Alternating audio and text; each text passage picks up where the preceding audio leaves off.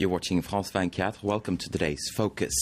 There was blood in the streets of Bangkok back in May. This as Thailand's long-running political tensions reached boiling point, and the army was called in against red-shirt protesters who demanded the government's resignation. A month and a half later, it may be calm in the streets of the Thai capital, but the underlying tensions still remain. And critics are accusing authorities of using heavy-handed tactics to keep them under wraps. We'll discuss the issues in a moment, but first we'll play you this report from our correspondent.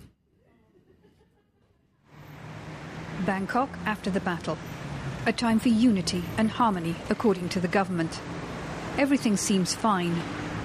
But behind the official line of reconciliation, life's not that easy for those who support the opposition or work in the media.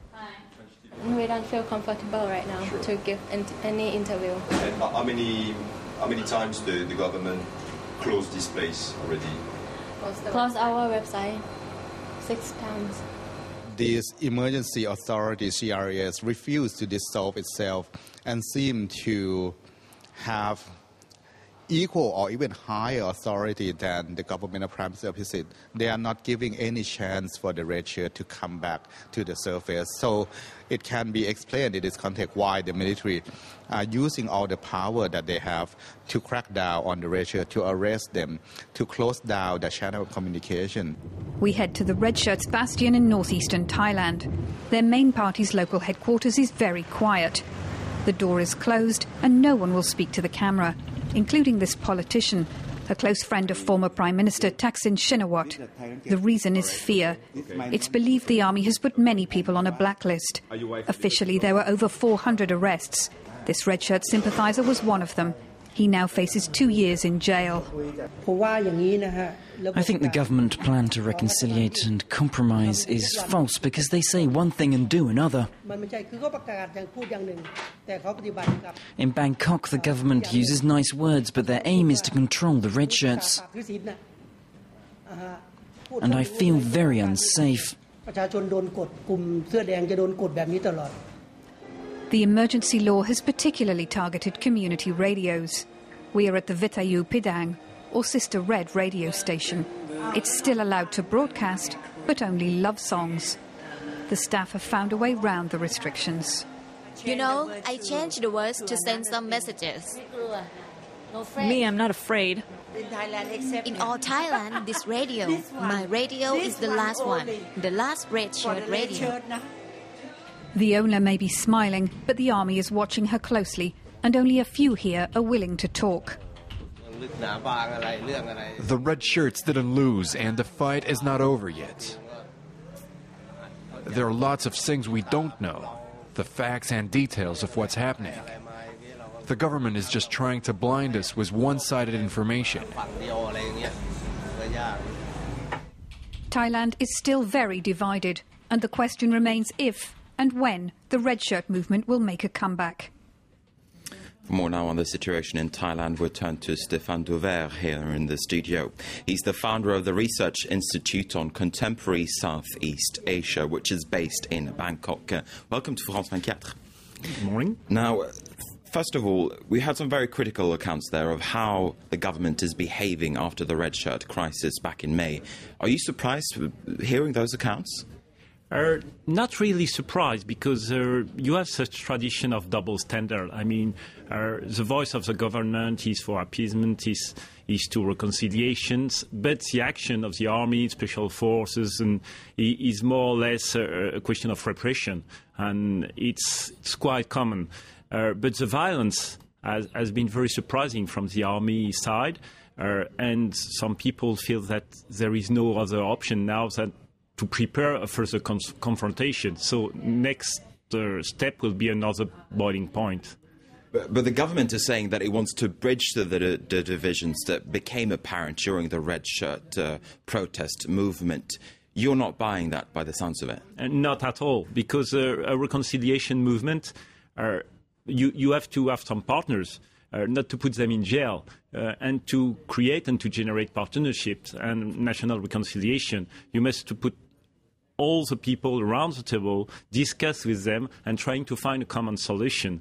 And common solution means that you have to give up a part of your own power. It's not what the government is doing. Still, though, you're saying that the red shirt movement will not fizzle out despite all of the pressure that it's feeling. It's the third time, in fact, that they try to destroy the movement by dissolution of Thai Party first, and then the PPP, and now to have dismantled the red shirt movement. But it's not over yet, because the reason why the movement has merged are still there. So even if the leaders have been banned from the political life, have been put in jail, are frightened now, they are still in action, the movement itself, because even if the leaders have moved, some other leaders will come. Talk us through the reasons. What are the underlying causes that have caused these deep divisions? I have been surprised quite recently by a reaction of a merchant, she's the owner of a grocery shop. And she recently said, so we are treated as bugs. We are crushed now as bugs. And the feeling of some, let's say, average people is that the government do not take account of their existence or their even their existence. And that it's absolutely necessary for the government to consider the small people. And so you have definitely now a double standard society, top and down. So far there's been talk, though, that the red shirts, they're primarily from the rural northern part of Thailand, whereas the yellow shirts, the government side, they're from the urban middle class. Is that correct, that juxtaposition? I'm not exactly sure about the regional situation, because you have plenty of people who sympathize with the red shirt ideas in Bangkok itself. Even if, of course, the base of the movement is from northeast, but not all, but a lot of taxi drivers, traders, when I mean traders, more shops, the ones who work in the town, who are not necessarily from Bangkok, but who are living in Bangkok. Bangkok is about 1/3 of the total population, and most of the people in Bangkok are not originated from Bangkok. And a lot of them are sympathizing with the red shirts movement.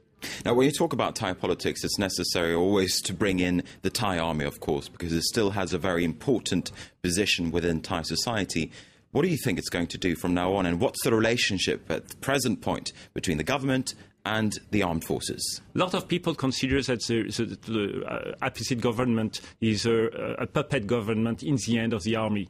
And of course, in the state of emergency, when you allow the army to organize a repression, you give them a lot of credit and the possibility and the capacity to be in charge of politics. So you play with something very dangerous in terms of stability of Thailand. And of course, there is a risk of an army coup or a kind of soft coup. And even now, it's difficult not to take into consideration that the army is, in a way or another, in charge. All right, very interesting discussion. Stéphane Duval, thanks very much indeed for speaking to us here at France 24. And with that, we're going to wrap up our focus this time around. Do stay with us, though. We have plenty more news coming your way, so don't go away.